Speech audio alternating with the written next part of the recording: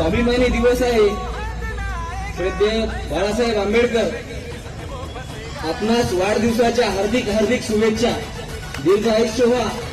आपल्या आई वडिलांनी आपल्याला जन्म दिलाय.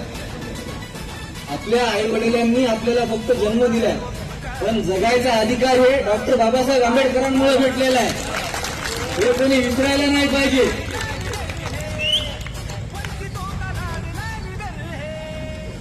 स्वाभिमान बाळगून जगा, बाबासाहेबांचंच वाक्य आहे. तू लढला नाही तर चालेल, पण विकला जाऊ नको. आज जर आपण बाळासाहेबांची साथ दिली नाही तर उद्या आपल्याला तेच दिवस वापस येतील. तुम्हाला माझी विनंती आहे मित्र,